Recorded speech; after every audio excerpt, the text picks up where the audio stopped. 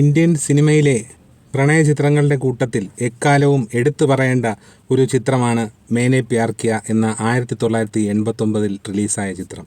ചിത്രം നിർമ്മിച്ചിരിക്കുന്നത് രാജശ്രീ പ്രൊഡക്ഷൻസാണ്. രാജശ്രീ പ്രൊഡക്ഷൻസിൻ്റെ സാരഥികളിൽ ഒരാളായ സൂരജ് ബർജാത്യ ആദ്യമായി സംവിധാനം ചെയ്യുന്ന ഒരു ചിത്രമായിരുന്നു മേനെ പ്യാർ കിയ എന്ന പ്രണയ ചിത്രം.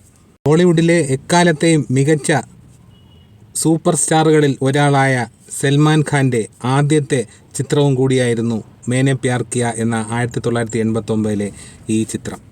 ഈ ചിത്രത്തിലെ നായികയും ഒരു പുതുമുഖമായിരുന്നു. ഭാഗ്യശ്രീ എന്നായിരുന്നു നായികയുടെ പേര്. മേനെ പ്യാർ കിയ എന്ന ചിത്രം 1989 ഒരു ട്രെൻഡ് സെറ്റർ മൂവിയായിരുന്നു. അതായത് ഒരു പ്രണയ ചിത്രങ്ങളുടെ ഒരു പരമ്പര തന്നെ ഈ മേനെ പ്യാർ കിയയ്ക്ക് ശേഷം വരികയാണ് ഉണ്ടായത്. ഈ സിനിമയിലെ ഏറ്റവും എടുത്തു പറയേണ്ട ഒരു കാര്യം സിനിമയിലെ അതീവ ഹൃദ്യങ്ങളായ ഗാനങ്ങളാണ്. ഈ ഗാനങ്ങളിൽ എല്ലാം ആലപിച്ചിരിക്കുന്നത് നമ്മുടെ പ്രിയപ്പെട്ട SP ബാലസുബ്രഹ്മണ്യവും ലതാ മങ്കേഷ്കർ എന്ന അനുഗ്രഹീത ഗായികയും കൂടിയാണ്. ചിത്രത്തിൽ 10 ഗാനങ്ങളാണുള്ളത്. അതുകൊണ്ട് തന്നെ ചിത്രത്തിൻ്റെ ദൈർഘ്യവും ഏകദേശം 3 മണിക്കൂർ 10 മിനിറ്റോളം ആണ്. മേനെ പ്യാർ കിയ എന്ന ചിത്രം തുടങ്ങുമ്പോൾ ഒരു ടൈറ്റിൽ എഴുതി കാണിക്കുന്ന സമയത്ത് ഒരു ടൈറ്റിൽ സോങ് ഉണ്ട്. അത് മേനെ പ്യാർ കിയ എന്ന് വരുന്ന ഒരു ഗാനം തന്നെയാണ്. ആ പാട്ടിൻ്റെ തുടക്കം ആത്തേ ജാത്തേ എന്ന് തുടങ്ങുന്ന ഒരു ഗാനമാണ്. ഈ ഗാനം അതിമനോഹരമായിട്ടാണ് കോറിയോഗ്രാഫ് ചെയ്തിരിക്കുന്നത്. അതുപോലെ തന്നെ അതിലെ ഗാന ആലാപനം SP-യും ലതാ മങ്കേഷ്കറുമാണ് പാടിയിരിക്കുന്നത്. അതുപോലെ തന്നെ ആ ചിത്രത്തിൻ്റെ ആ ഒരു റൊമാൻറ്റിക് മൂഡിലേക്ക് പ്രേക്ഷകനെ കൊണ്ടുപോകുന്ന കാര്യത്തിൽ ആ ഒരു ടൈറ്റിൽ ട്രാക്ക് ഏറെ സഹായിച്ചു എന്ന് തന്നെ പറയാം. കാര്യം ആ സിനിമയുടെ മൂഡിലേക്ക്, ആ സിനിമ കാണുന്ന പ്രേക്ഷകരിലേക്ക് ആ ഒരു പ്രണയത്തിൻ്റെ തീവ്രത കൂടിക്കൂടി കൊണ്ടുവരുന്ന ഒരു തരത്തിലുള്ള ഒരു പാട്ടായിരുന്നു ആത്തേ ജാത്തേ എന്ന ഗാനം. വർഷങ്ങൾക്ക് ശേഷം 1997 ഞാൻ അനിയത്തി പ്രാവ് എന്ന ചിത്രം കാണുവാൻ തിയേറ്ററിൽ കയറിയപ്പോൾ ആ സിനിമയുടെ ടൈറ്റിൽ ട്രാക്ക് ഈ ഓപ്രിയ എന്ന് തുടങ്ങുന്ന ഗാനം, ആ ഓപ്രിയ എന്ന് തുടങ്ങുന്ന ഗാനത്തിലാണ് ടൈറ്റിൽ എഴുതി കാണിക്കുന്നത്. അനിയത്തി പ്രാവ് തുടങ്ങുമ്പോൾ എനിക്ക് ഓർമ്മ വന്നത് ഈ മേനെ പ്യാർ കിയയിലെ ആത്തേ ജാത്തേ എന്ന ആ ഗാനമാണ്. അതൊരു നിത്യഹരിത ഗാനമാണ്.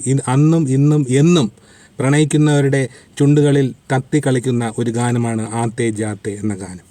മേനെ പ്യാർ കിയ എന്ന ഈ ചിത്രം നിങ്ങളിൽ പലരും കണ്ടിട്ടുണ്ടാവും. 1989 ഏറ്റവും മികച്ച ഒരു ഹിറ്റ് സിനിമയായിരുന്നു ഈ മേനെ പ്യാർ കിയ എന്ന ചിത്രം. അതുപോലെ തന്നെ ഈ ചിത്രത്തിന് അന്ന് നിർമ്മിക്കാൻ ബഡ്ജറ്റായി 1 കോടി രൂപയാണ് ചിലവാക്കിയത്.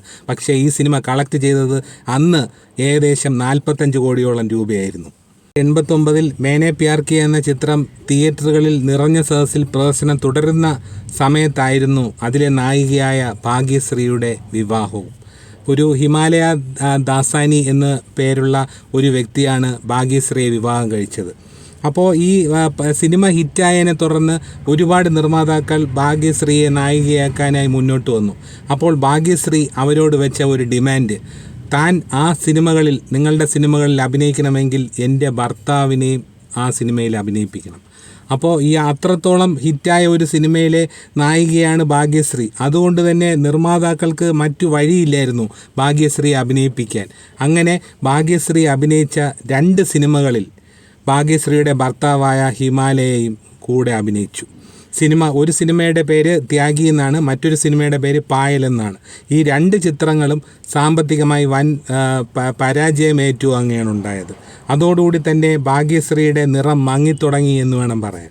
താൻ അഭിനയിക്കുന്ന ചിത്രങ്ങളിൽ ഭർത്താവിനെ അഭിനയിപ്പിക്കുക എന്ന ആവശ്യം, ഒരു വിചിത്രമായ ആവശ്യം ഭാഗ്യശ്രീ മുന്നോട്ട് വച്ചില്ലായിരുന്നുവെങ്കിൽ മാധുരി ദീക്ഷിത്തിനെ പോലെയും ശ്രീദേവിയെ പോലെയും ജൂഹി ചാവ്ലയെ പോലെയും ഒക്കെ അന്ന് 1ാം നിരയിൽ തിളങ്ങി നിന്നിരുന്ന നടിമാരെ പോലെ ഭാഗ്യശ്രീയും ഒരു മികച്ച നടിയായി തീരുകയും ഒരുപാട് പേരുകേട്ട ചിത്രങ്ങളിലൊക്കെ അഭിനയിക്കാനുള്ള അവസരവുമൊക്കെ ഭാഗ്യശ്രീക്ക് കിട്ടുമായിരുന്നു.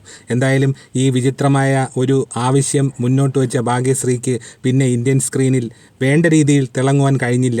എങ്കിലും കുറച്ച് സിനിമകളിലൊക്കെ പിന്നെയും അവർ അഭിനയിക്കുകയൊക്കെ ചെയ്തിരുന്നു. ഇപ്പോൾ ഏറ്റവും അവസാനം ഞാൻ കണ്ടത് ഈ രാധേശ്യാം എന്ന പ്രഭാസ് ചിത്രത്തിൽ പ്രഭാസിൻ്റെ അമ്മയായി ഭാഗ്യശ്രീ അഭിനയിച്ചിരുന്നു.